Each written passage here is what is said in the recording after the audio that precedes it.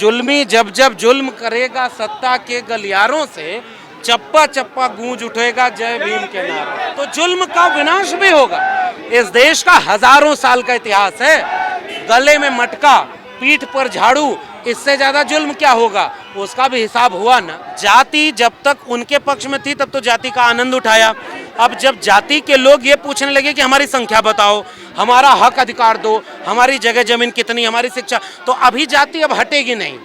अब पहले जाति कुछ दिन रहेगी, उसका हिसाब किया जाएगा। ओबीसी का वोट लेना होता है तब तो इनको जाति नजर आती है। और आज जो है जब जाति के नाम पर हक मांगा जा रहा है तो जातिवाद हो गया। शिक्षा नहीं देंगे, रोजगार नहीं देंगे, फिर भी कोई अंबेडकर पैदा हुआ ना, कोई लोहिया आया, कोई कांशीराम आए, हम लोग उनके दम पर यहाँ तक आए। सरकार नहीं चाहती कि लिखने पढ़ने बोलने वाले लोग इस देश के विश्वविद्यालय में कुलपति बने, इस देश में प्रोफेसर बने। इसीलिए तो हम जाति जनगणना की मांग कर रहे हैं। नमस्कार, मैं ब्यूटी गिरी और आप देख रहे हैं नेशनल दस्तक। एक बार फिर से जो है जन सैलाब उमड़ा है डॉक्टर ऋतु के समर्थन में, जो वो कई दिनों से धरना प्रदर्शन कर रही हैं। यहाँ पर हमारे साथ बातचीत करने के लिए प्रोफेसर लक्ष्मण यादव मौजूद हैं।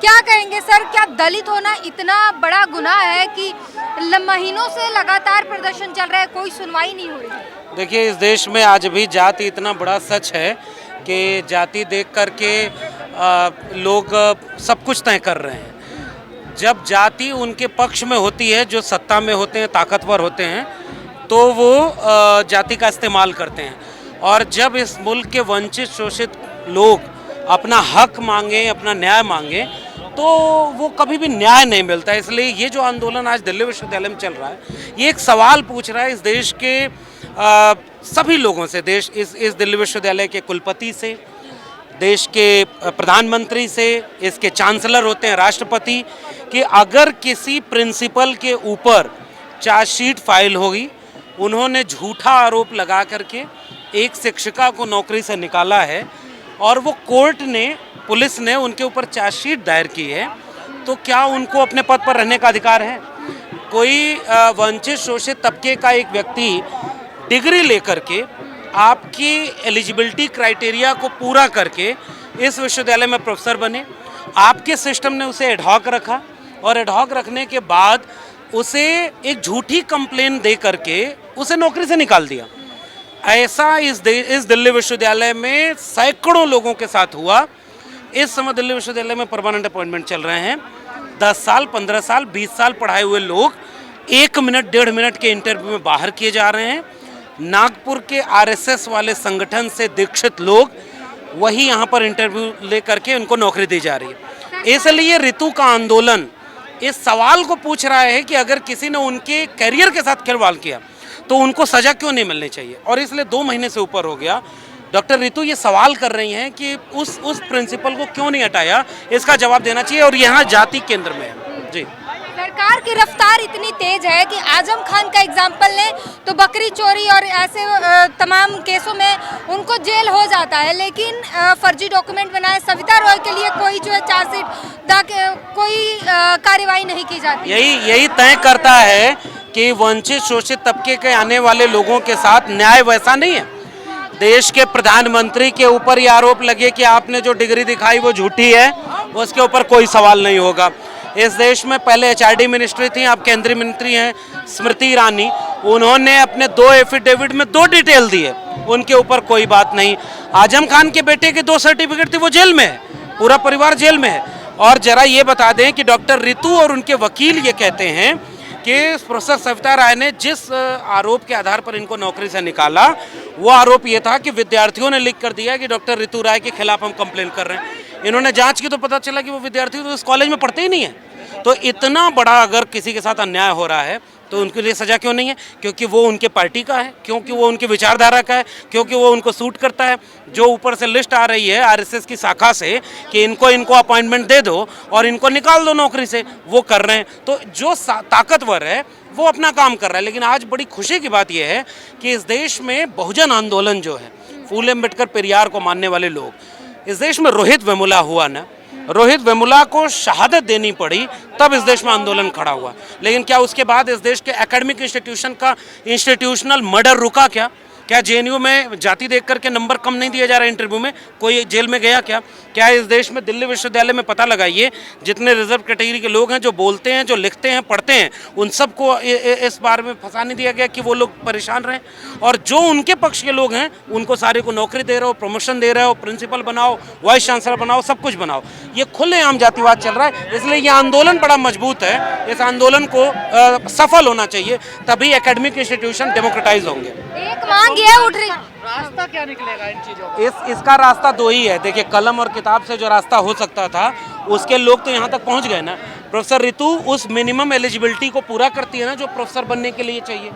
उन्होंने इंट्रेंस एग्ज़ाम दिया होगा, पास किया होगा, इनके कॉलेज का इंटरव्यू दिया होगा, इंटरव्यू देने के बाद वो सारी चीज़ें करने के बाद तो प्रोफेसर बनी। उन्हें नौकरी से निकालने के लिए कौन सा प्रोसीजर फॉलो किया गया, ये हम सवाल पूछ रहे हैं। इसका मतलब ये है कि जो जैसे चाहता है वो जिसको चाहे नौकरी से निकाल दे।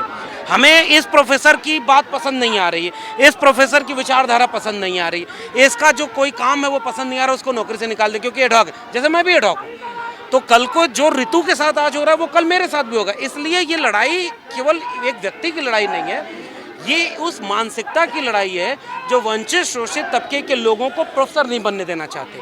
पहले क्या करते थे, शिक्षा नहीं दिया, संविधान लागू हुआ तो शिक्षा मिल गई। शिक्षा से अब रोक नहीं सकते क्योंकि संविधान लागू है। शिक्षा देंगे तो शेरनी का दूध है, बाबा साहब कहते थे, जो पिएगा वो दहाड़ेगा।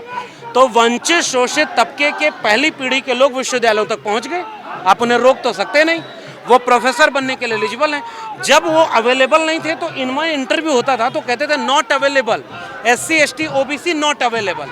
जब अवेलेबल होने लगे तो उन्होंने कहा नॉट फाउंड सुटेबल, NFS। या और जब अवेलेबल होने लगे, NFS करने लगे, और उसके साथ भी जब वो आ गए अपनी मेरिट दिखाने के लिए तो सारी यूनिवर्सिटी को बेच दिया, और जिनको नौकरी दे रहे हैं वो RSS के लोग हैं। तो इसका न्याय का रास्ता केवल एक होता है, लोकतंत्र में जन आंदोलन खड़ा करना, अपनी आवाम को ये बात बताना कि आप गांव में अपना जगह जमीन गिरवी रख करके जिन बच्चों को पढ़ाना चाहते हैं वो पढ़ के जब दिल्ली विश्वविद्यालय में प्रोफेसर बनने जाएंगे उनको प्रोफेसर नहीं बनने दिया जाएगा। पर जन आंदोलन को ये सरकार कुचल देती है। बिल्कुल कुचलेगी। और जब जब मतलब ये तो जुल्मी जब जब जुल्म करेगा सत्ता के गलियारों से, चप्पा चप्पा गूंज उठेगा जय भीम के नारे। तो ये होगा, जुल्म बढ़ेगा, जुल्म बढ़ेगा तो जुल्म का विनाश भी होगा। इस देश का हजारों साल का इतिहास है, गले में मटका, पीठ पर झाड़ू, इससे ज्यादा जुल्म क्या होगा, उसका भी हिसाब हुआ ना। शिक्षा नहीं देंगे, रोजगार नहीं देंगे, फिर भी कोई अंबेडकर पैदा हुआ ना, कोई लोहिया आया, कोई कांशीराम आए, हम लोग उनके दम पर यहाँ तक आए। तो बहुत बार रास्ते रोके गए, बहुत बार यहाँ आने से रोका गया, फिर भी यहाँ तक आ गए।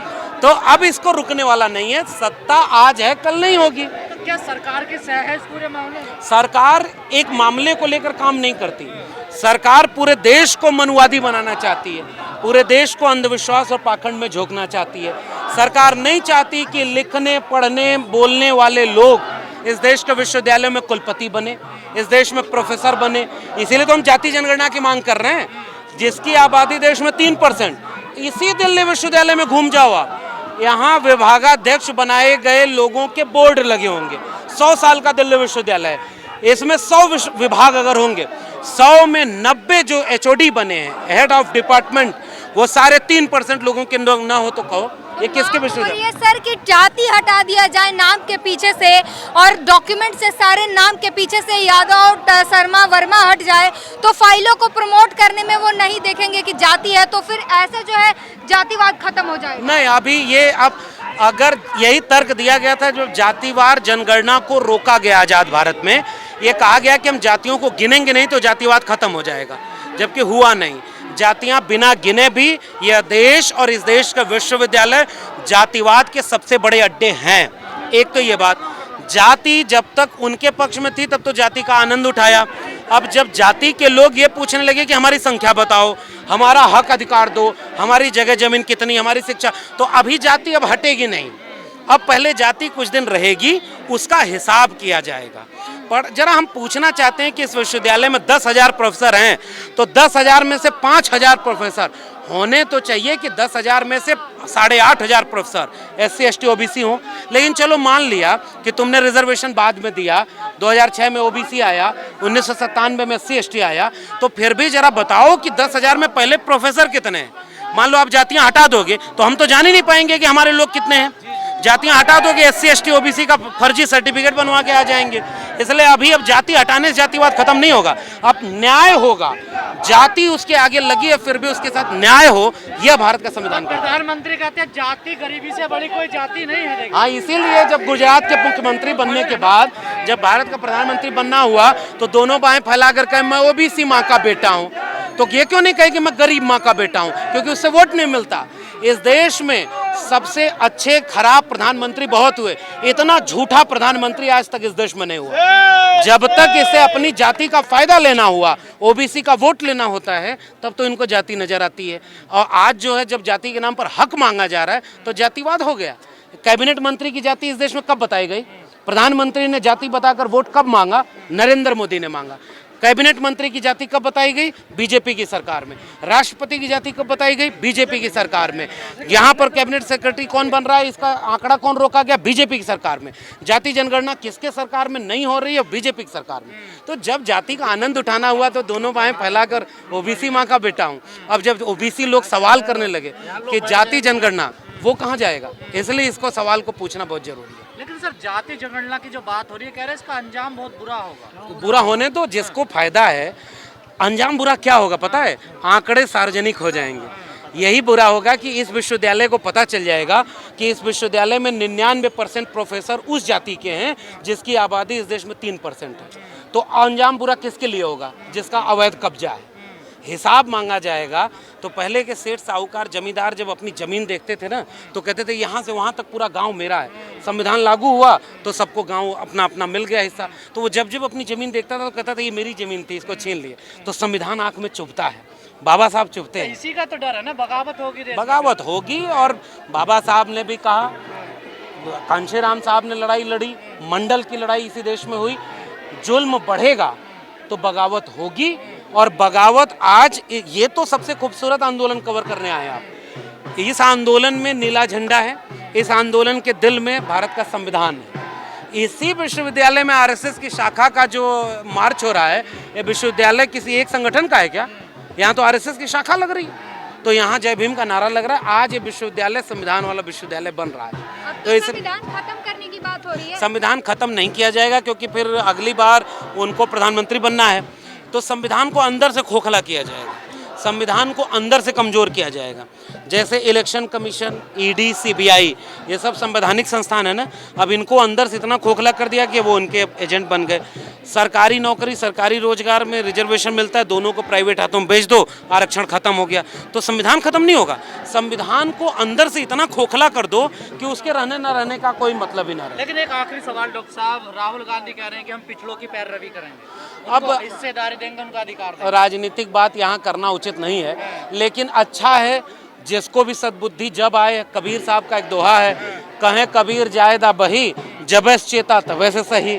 तो अगर चेत गए, अब केवल एक पार्टी का मामला नहीं है, इस देश की जनता ने, इस देश के बहुजन आंदोलन ने, इस देश में जाति जनगणना को, इस देश में हक अधिकार को, इस आंदोलन को इतना मजबूत किया है कि जो इसके विरोधी थे अब उनको उनकी याद आ रही है।